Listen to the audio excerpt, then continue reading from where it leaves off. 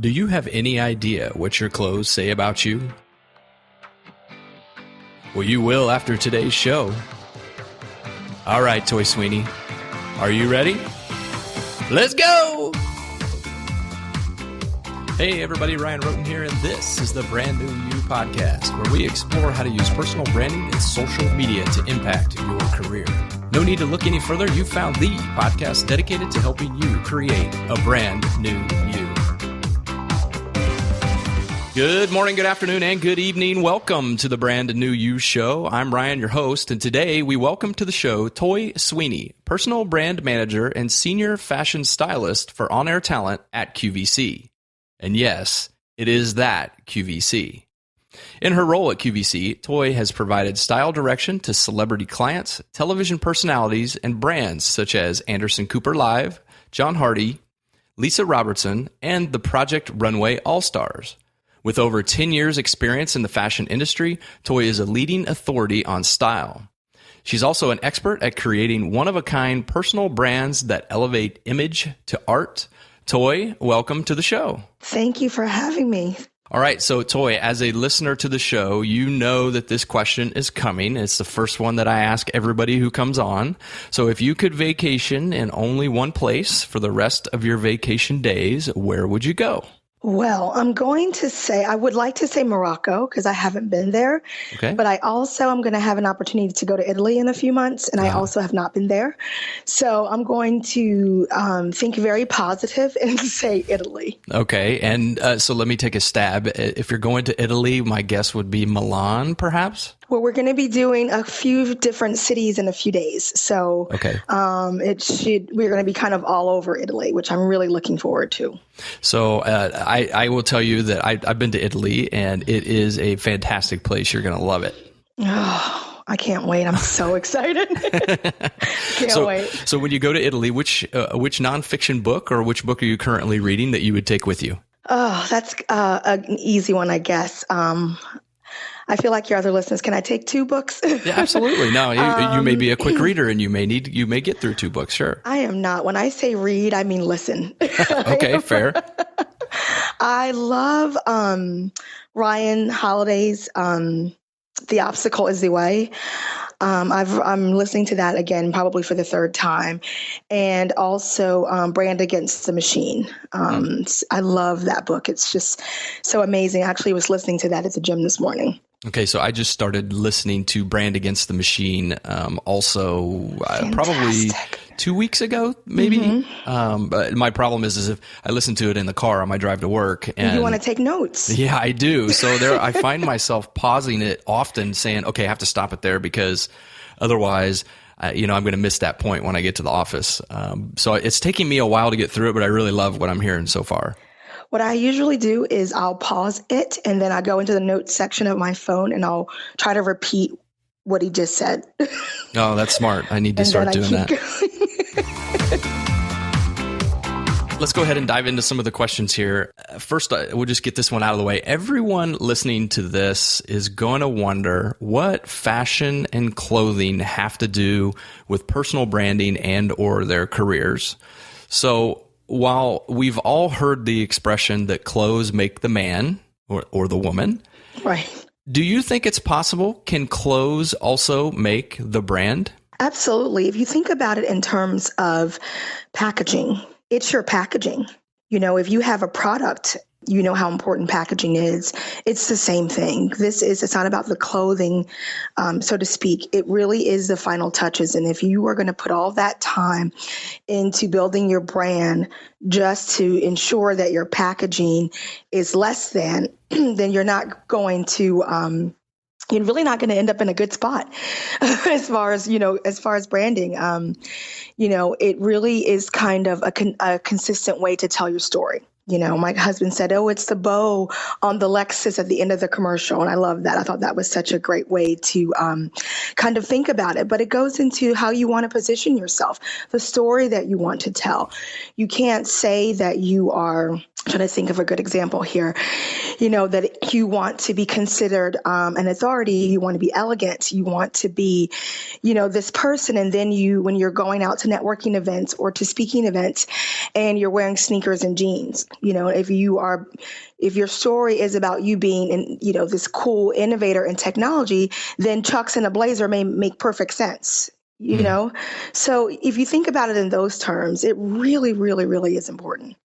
I had never, until you just said it, and now it makes perfect sense. I'd never looked at clothing as kind of the packaging for the brand itself. That's a very interesting way to look at it. So it sounds to me, from what you just said, that clothing does play a big part in the first impression that we make when we meet people. Would you agree with that? Oh my goodness. I mean, it's 95%, of people, they kind of gather that information about you in 20 seconds or 0.1 seconds. I think I read something like that.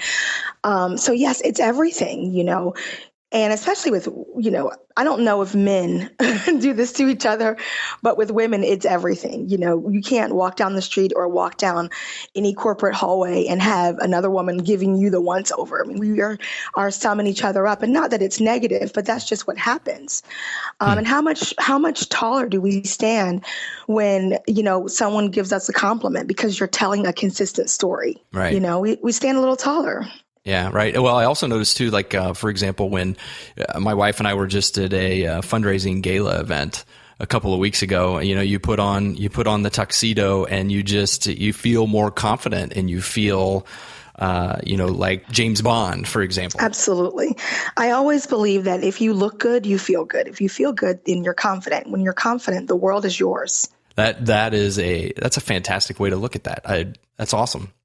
So I'm curious, we're going to continue down this path here in a few minutes, but I'm curious, just in your day job as a personal brand manager and a senior fashion stylist at QVC, what does your typical day look like? Oh my goodness, it's different every day. I think overall my job is about taking the wonderful brand of QVC, and then we have 27 hosts that come in separately, and then we have to merge their brands with QVC.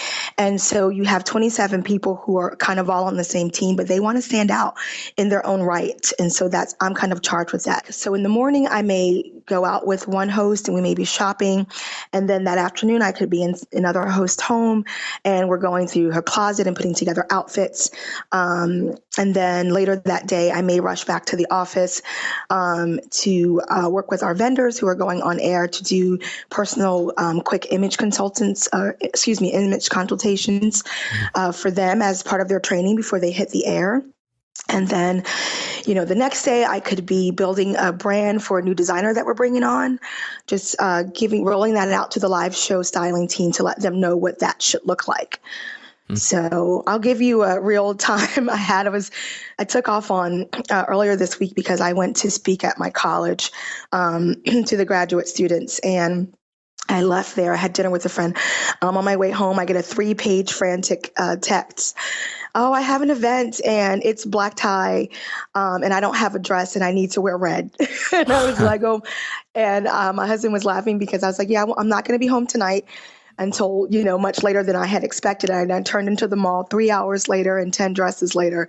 Wow. She's all set to go for her event. So. Wow. So how do you go about matching a person's brand with, how do you determine what their brand is? And then how do you say these are the clothes that people should wear to accentuate that, to make that packaging pop? I think it's about telling your story. It's about when I'm working, I also work with clients outside of QVC. And so when I'm working with those clients, it really is about, Ryan, what do you want to be when you grow up? How do you want to be seen? Who are you that people don't really necessarily get a chance to see? I'll use my friend Monica Mandrin, who is part of the show Knock It Off on the Live Well Network. Her and Jess Jackson, they were hosts that I had an opportunity to work with. And when I sat down with them, I'm sure she won't mind me telling the story because we laugh about it. I was hired by the Live Well Network, I guess ABC Disney, to work with them. And, Monica in particular didn't want me. She says, I didn't want you. I wanted no parts of you. I thought that I was fine, the way that I was, and she was. But I tell my clients, I don't dwell on the possibility of fine, and neither should you. If you want to just be fine, if you want your packaging to be fine, then you need to hire another stylist. I use the tagline, shut it down. If you want to shut it down and you want to be unique and you want to stand out, then you hire me. And so it was really about bringing all of the things that was inside of her and them already.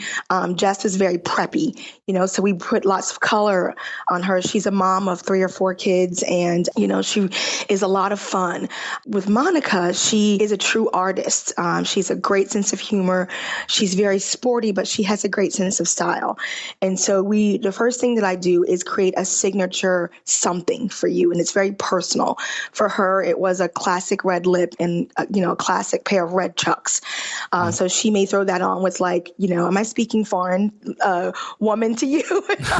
Well, the red Chucks part. Yeah. Because I envisioned Converse when you said that, but that's just the guy in me. Yeah. So the red Converse, and then we would throw that on, let's say, I think one of the things that we did was we did a leather jacket and a pair of black skinny jeans. And so I create a color palette for them, but it kind of tells her story because like Jessica, you think Lily Pulitzer. And then with Monica, she has more of an urban chic kind of feel to her. And they're very different women. And I needed to tell their stories in a very different way. And the other challenge was, of course, that with their show, they work outside. Mm. And so you have to take all those elements into consideration, that it really isn't about being pretty because they're sweating and they're working, they're using a chainsaw and all these kinds of crazy things. So it was a really cool experience. You said something there was interesting.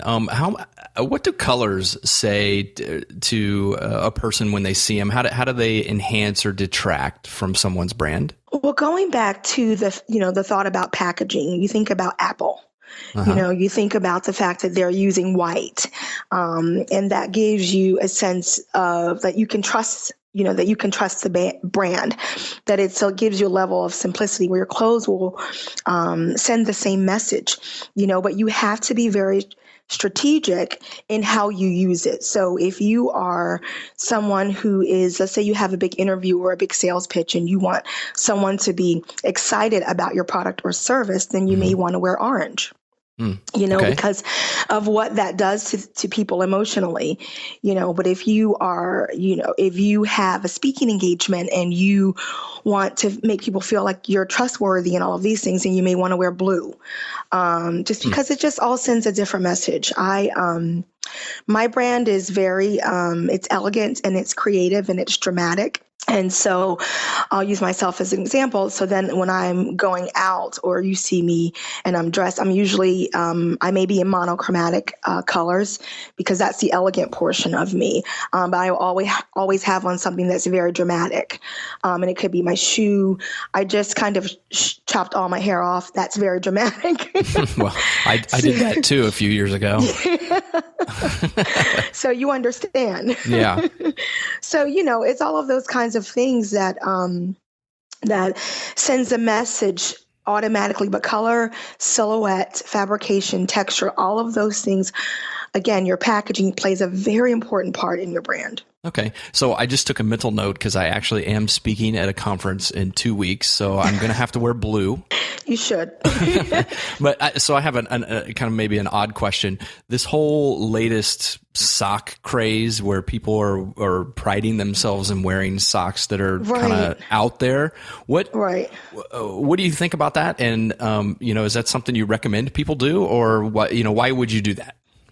It's not for everyone. I think it definitely goes along with a certain look, but I love when men can kind of mix it up that way, because I think that oftentimes, not a lot, but if you're not a man that is very fashion forward, so to speak, I think that sometimes you can kind of be a one trick pony. It's like, oh, it's a navy blue blazer, black blazers, it's kind of boring. Mm-hmm. And if you aren't, if your brand and your story is not that, then why in the the world would you dress that way? You know, so when you really look at the brands of the types of men that dress like that, and they may wear a slimmer suit and the pants may be a little shorter so that you can see the socks, it usually fits and it makes sense. Interesting. I love it. My wardrobe was very boring also when I first got married, but my wife has made me change all of that. So I have various colors now, but I have no idea what any of them mean. I just like the way they look. Well, you have me now, so you can just send me a picture. Okay, there you go. My phone never stops going off. What about this? Is this okay? As long as your wife approves, of course. Right. So what are some of the most common fashion faux pas, if you will, that you see people make in your line of work or just in everyday interactions with people? I think that really just not going that extra mile to tell the appropriate story, discounting how important the overall look is from your hair and makeup to, you know, again, the colors and the silhouette, and just not really knowing how to tell your story on the outside. You know, just thinking that they're okay, you know, especially with women who like fashion and they know how to shop. I think that, and I don't say this to be flippant, but I think that they think that they know better. And it's not that you don't, it's just that you may not be telling the right story, you know. And so I think that's probably the most common, you know, thing. Even if I'm working with a client and she's saying, I really want to get promoted and I really want to, you know, it's like, well, you're telling the wrong story. You know, you're in this position, and just because, you know, you're working a blue collar job doesn't mean that you need to show up in a sweatshirt and sneakers every day. Now, I'm not saying that pumps, you know, and a blazer are appropriate if you're in a position where you're getting sweaty, but, you know, we can change that a little bit so that you just look a little bit different than everybody else. Okay. I think you need to write a book entitled How Clothes Can Help Make the Brand. Yeah, I'll work on that. I think you should do that. It would be, I would buy it. I'll tell you that now. You have one customer. All right, awesome. I'll get started on it today. Okay, so I'm going to put you on the spot here. Yes, sir. And I want to get your opinion. Please be honest. But if you take a look at the image that I use in my podcast, yes. What do my clothes say about me in that picture? So I looked at that and I thought about that. And I think that it's because this is the first time that I'm talking to you. That's okay. And don't worry about hurting my feelings. I'm just curious because you have a completely different viewpoint than what I did. I would like to hear your opinion, and then I'll tell you why I picked that outfit. Okay. Well, I thought that it said that you weren't stuffy, because I think you're wearing jeans. I am. Yep. And you're not wearing like a suit jacket. So I didn't feel like you were being a salesman. Okay. And then, you know, your facial expressions are really soft. I think you kind of looking into the camera. It just kind of let me know that you were about your business, but it wasn't so stern that you didn't know how to have a good time. Like you didn't know how to relax. Okay.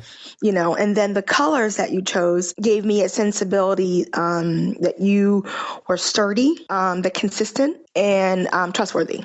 Okay. Yeah. And that's exactly what I was going for when I picked that outfit out. I didn't feel like, you know, it wasn't like all over the place. I was like, okay, it was safe, you know, right. But it wasn't safe in the sense of you didn't know how to take risks, just that I felt that you could be trusted. Okay. So is that something I should wear at a speaking conference sometime? Well, print is different than when you're in front of someone. And because you're kind of close. So if you did something like that, you know, you could have a little bit more fun if you want to. You can wear like a navy blazer and do like a printed shirt underneath if you wanted to. And do jeans or something like that, because that'll give it a little bit more personality, but it depends on the group that you're speaking to. Okay. All right. Navy blazer. I just wrote that down. I got to go buy one today. You don't have a navy blazer? Believe it or not, I don't. I have the one that I wear on the podcast cover, and then I think I have a gray one. Oh my goodness. I know. I'm a fashion wreck, I'm telling you.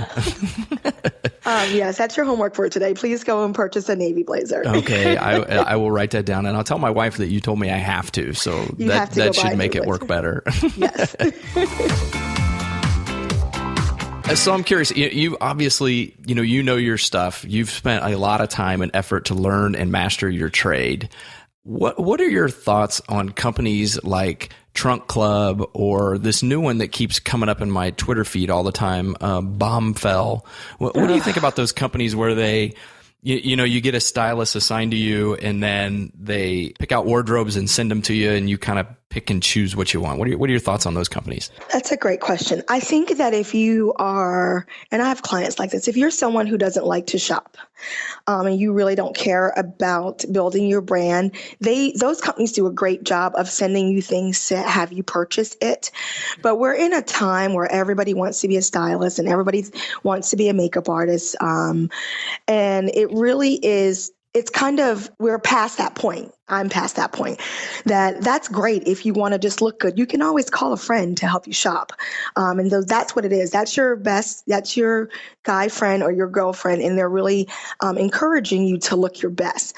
But if you are really conscious and consistent and you want to tell your story, then you hire someone like me who's more of a brand expert, because it's not about the clothing. It has nothing to do with the clothing. It's about me helping you to tell a consistent story so that you do get promoted or you do land that job or you do that you enable people to have a mind shift about you, Okay. I asked that for some selfish reasons because I did try one of the two of them recently. I won't tell you which one, but it felt to me like the clothing that was chosen for me, while it all matched and went together, it was chosen because the total value of the package that was sent to me would be higher. Meaning, so for example, if I added up all the clothes that came with it, I think it was close to $3,000 worth of clothing. Wow. Yeah, right. Exactly. I mean, I ended up purchasing none of them. I did it more just to kind of try it out and see what it would be like. But I was really surprised. That's why I wanted to get your kind of opinion on what you thought of them. Right. And so the difference is that when I work with a client, quickly, we kind of sit down, we look at your silhouette to make sure that you're going to be dressing appropriate for your body type. We talk about, again, the story that you want to tell, and then we kind of put some things together. I will build a personal branding deck for you that will help you tell that story. So you have the option now of either shopping with me or if you can go out on your own, but you have a portable branding deck to take with you so that if you're in a department store or somewhere or a place like that, and they're saying, oh, this color is great on you. And you're saying, yes, but I really want to get people excited about my product for this conference. So I'm going to wear orange. And so even though I know blue is going to be great, I really want to get them really excited. So it's just those little touches like that I provide that they can't tell because they are not looking at you. They're not talking to you. They're not helping you tell your story. Right. So give me an idea. I think you touched on a little bit of it, but if you were going to create a branding deck for me, what are some of the things? We need to talk more. Yeah, I'm just using me as an example because it's easier. But when I say me, it could be anyone. What are some of the elements that you need to make sure you include in that branding deck so that when I run off and take it to the store, I can go, okay, this is something I should wear. This is something I should probably not wear. All right. So one of the first things is that we will look at your coloring, and I will create a very specific color palette just for you. Okay. Based on your skin color and your eye color and even what you how you spend most of your time. I create a specific color palette for that. And then I take your measurements just to kind of know, we want to accentuate the best parts of you. So, I put some notes in there like your jean size and the length and the cut, a boot cut as opposed to, a skinny jean. I know that sounds weird, but guys wear skinny jeans now. Yeah, they do. I don't know why, but they do. My husband is 6'5", and the thought of him in skinny jeans at 260 pounds, no.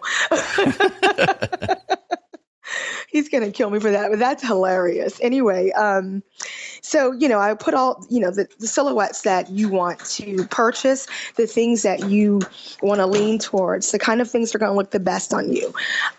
We put all of that in there. And then we talk about, the story that you want to tell. Okay. So if you're saying that I want to be a little bit more edgy, I want to be taken seriously, I want to be a good time, then we'll put things together like that.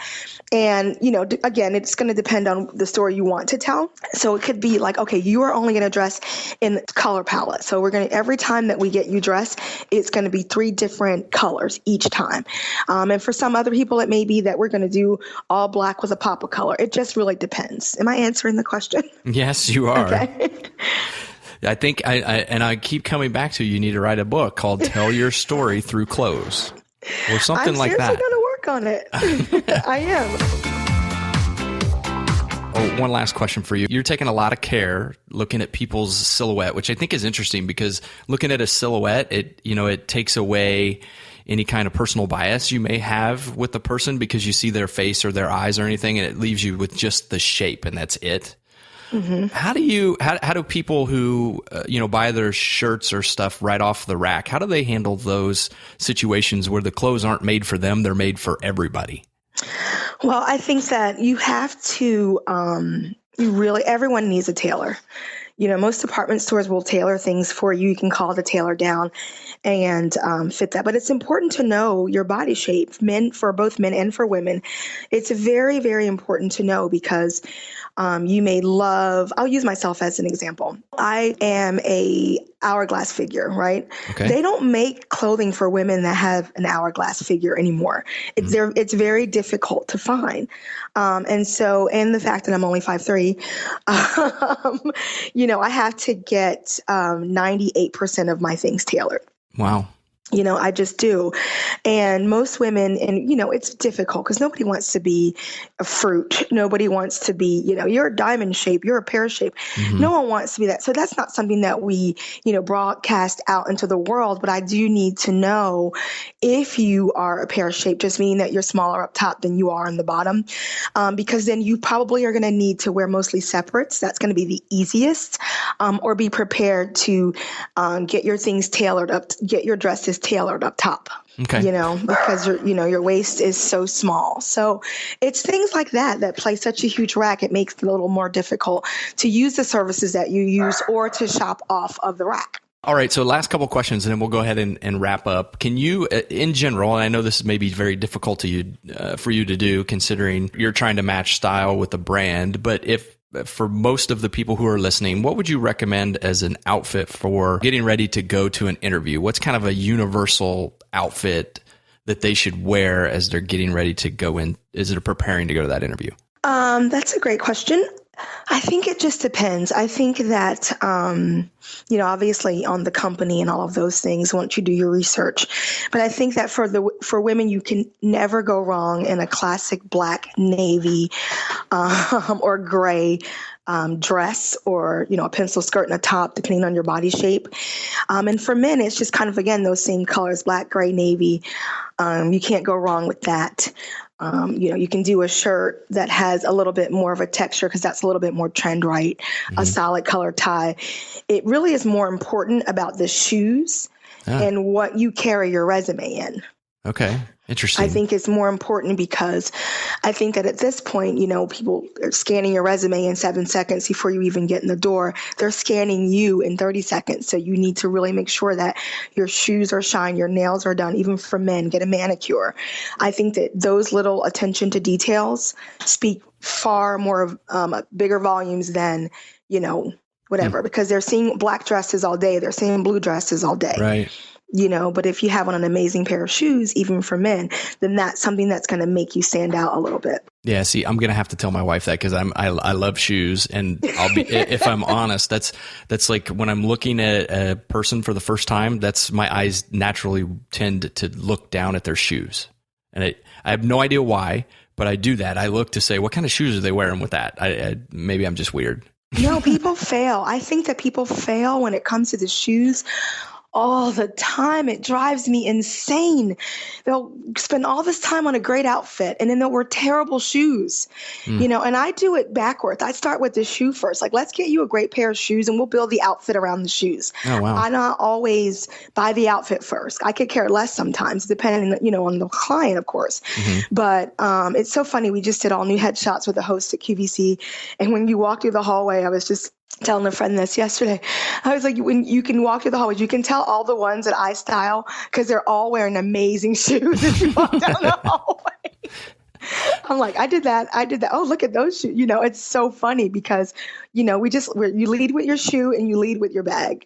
Yeah. So I'm going to assume then that a slip-on shoe tells a different story about your brand than a shoe with ties or shoelaces, I guess I should say. I think there's too many shoes to make that assumption. Oh, okay. Because it could be like right now, the slip-on sneaker is one of the hottest trends, and, it could be the leopard print.